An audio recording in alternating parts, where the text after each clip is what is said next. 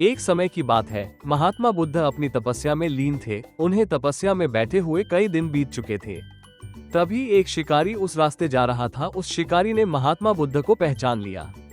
शिकारी ने महात्मा बुद्ध के बारे में बहुत बड़ाई सुनी थी, किंतु वो महात्मा उसने परीक्षा लेने के लिए सोचा। शिकारी पहले तो महात्मा बुद्ध को एक छोटा सा पत्थर फेंककर मारता है, किंतु महात्मा बुद्ध कोई प्रतिक्रिया नहीं करते हैं, क्योंकि उनका मानना था शरीर को तकलीफ होती है, आत्मा को नहीं। अतः शिकारी द्वारा फेंके गए पत्थर के कारण शरीर को कष्ट हुआ, किंतु आत्मा को नहीं। शिकारी कुछ समय सोचता रहा, महात्मा बुद्ध कुछ प्रतिक्रिया करेंगे, किंतु महात्मा बुद्ध अपनी तपस्या में लीन थे। उन्होंने कोई प्रतिक्रिया नहीं की।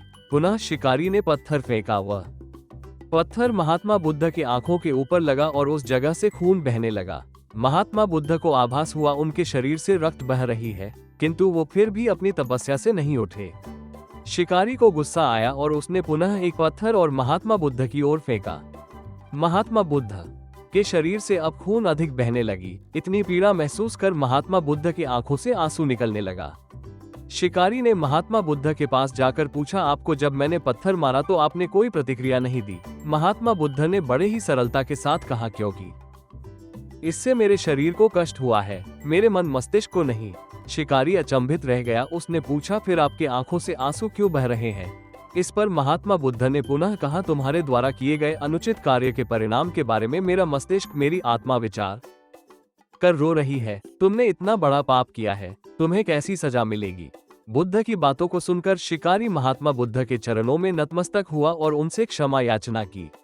महात्मा बुद्ध क्षमाशील व्यक्ति थे। उन्होंने तुरंत शिकारी को क्षमा कर दिया और अपना आशीर्वाद दिया।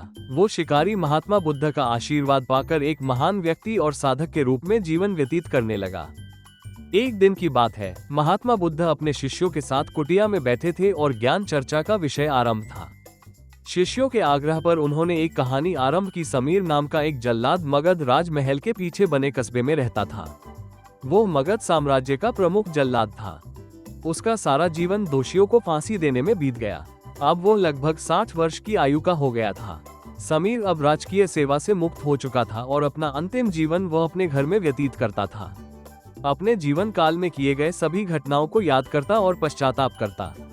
मेरे हाथों इतने जीवों की हत्या हुई, यही सोच विचार करते हुए वो नहा धोकर तैयार हुआ।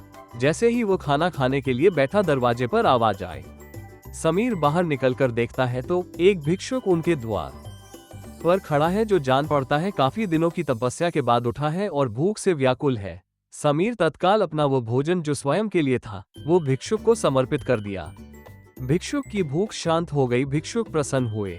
भोजन के पश्चात भिक्षुक और समीर दोनों बैठे हुए थे। तभी समीर ने अपने जीवन में किए गए कार्यों को भिक्षुक के सामने प्रकट किया। समीर ने बताया, वह राजकीय सेवा के दौरान अनेकों कैदियों अथवा अपराधियों को मृत्युदंड दिया, जिसके कारण मुझे अपने पर अपराध बोध होता है और ग्लानि के भाव में सदैव ग्रस्त रहता हूँ। भिक्षुक बड़े ही शांत चित्त भाव से समीर की बातों को सुन रहे थे और रह रहकर मुस्कुरा रहे थे। समीर ने अपने जीवन के प्रत्येक घटनाओं को भिक्षुक के सामने रख दिया। समीर की सभी बातें समाप्त होने के बाद भिक्षुक ने उसे दोनों हाथों से उठाया और हृदय लगा लिया। कहा, वत्स, तुमने ये सब क्या स्वयं से किया या फिर किसी के आदेश के कारण? समीर बोल पड़ा, ये सब सिद्ध होने के बाद राजा के आदेश पर यही मैंने मृत्युदंड दिया। वत्स, फिर तुम दोषी कैसे हुए? तुमने तो अपने स्वामी के आदेशों का पालन किया है।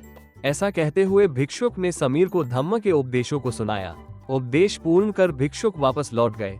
समीर जैसे ही भिक्षुक को विदा कर वापस आता है, उसकी मृत्यु हो जाती है, जिसके उपरांत उसे मोक्ष की प्राप्ति होती है। कहानी अंत कर महात्मा बुद्ध शांत हुए।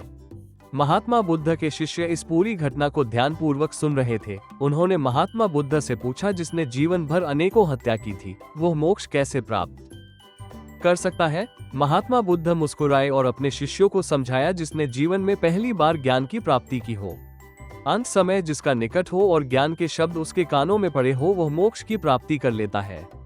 महात्मा बुद्ध ने बताया, हजारों हजार शब्दों के उपदेश व्यर्थ हैं, जब तक व्यक्ति का मन शांत ना हो। मन शांत होने पर एक शब्द से भी ज्ञान प्राप्त हो सकता है।